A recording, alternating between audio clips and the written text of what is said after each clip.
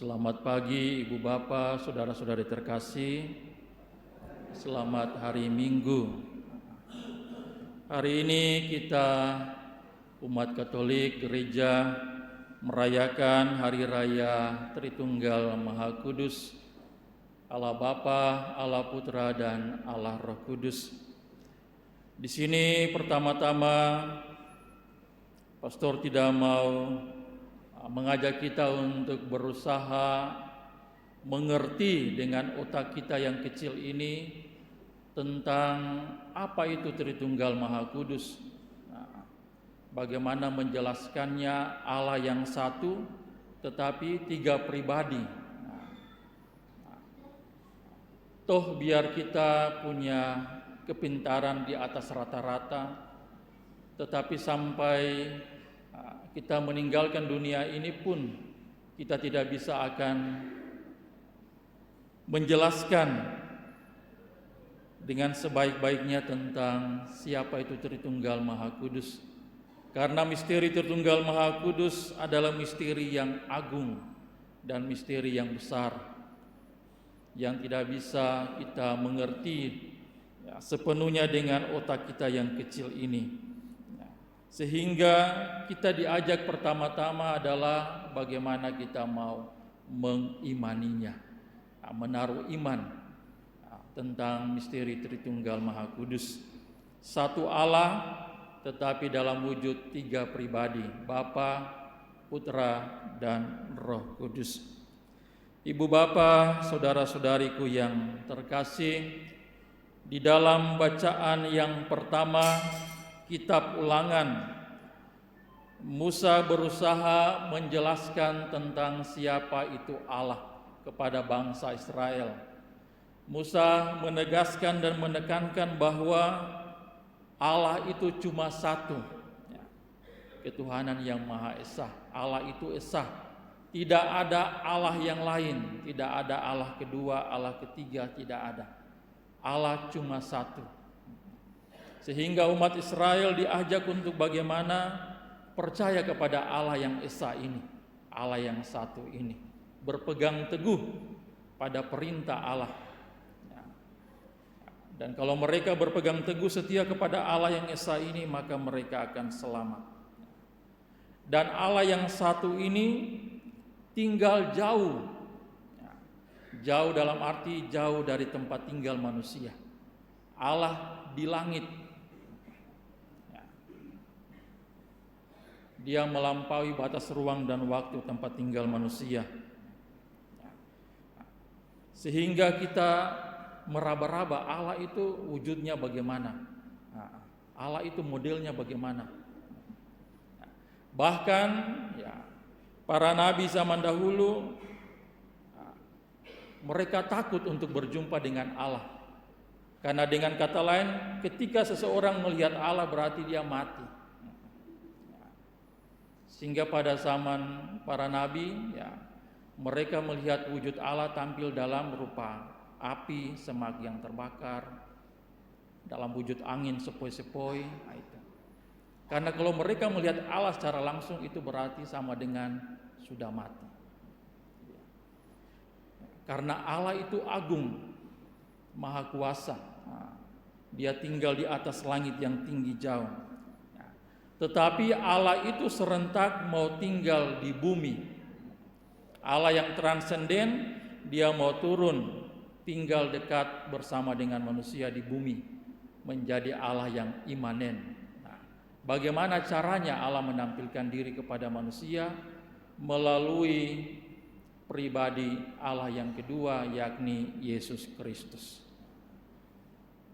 Sehingga melalui Yesus Kristus kita mengenal, oh Allah itu seperti ini, Allah yang Esa itu seperti ini, oh sifat Allah itu seperti ini. Allah itu bukan hakim tetapi dia adalah Bapa yang maha baik.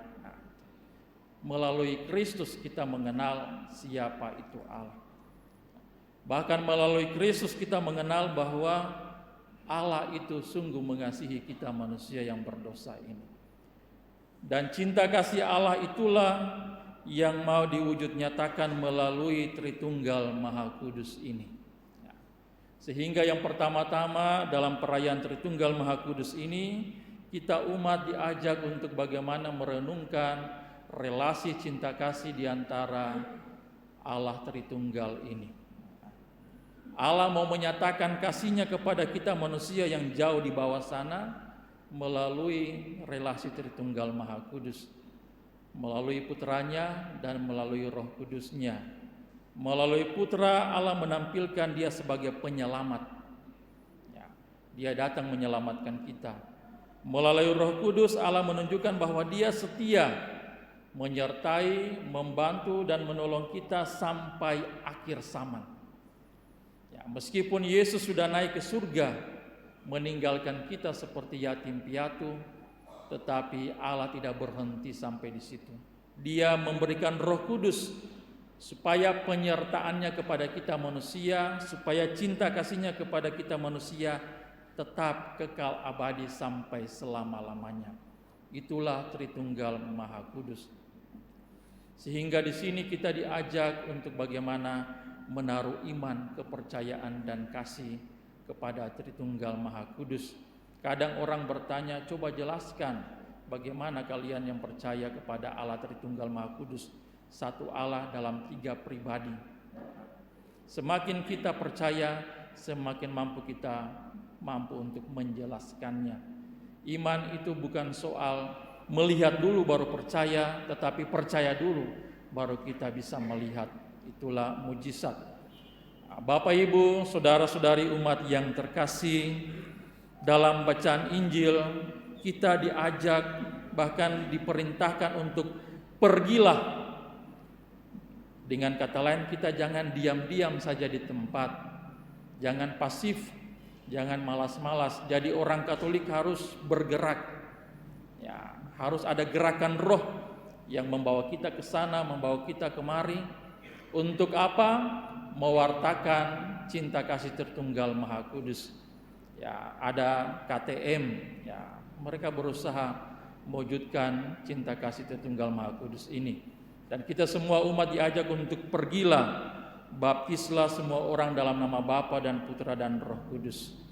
Ya, tetapi bukan kita menerjemahkan, ya, kita pergi dan membaptis orang, tetapi kita membaptis dengan cara mewartakan kebaikan dan cinta kasih, bersaksi. Ya, sehingga ketika orang yang melihat, oh iya, ya, orang Katolik hidupnya begini, oh saya tertarik. Ya, saya mau dibaptis. Nah, itu pewartaan kita. Bukan kita pergi, sini masuk Katolik, sini masuk Katolik, nanti dikasih ini, nanti diiming-iming ini. Enggak.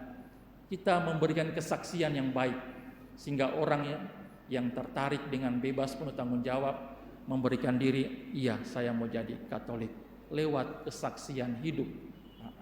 Sehingga mari kita mohon kepada Allah Bapa, Putra dan Roh Kudus supaya memberkati kita, supaya kita mampu menampilkan wajah belas kasih Allah, kebaikan Allah, kemurahan hati Allah dalam Tritunggal Maha Kudus lewat kebersamaan hidup kita. Kita membangun komunitas berlandaskan kepada semangat cinta kasih Tritunggal Maha Kudus.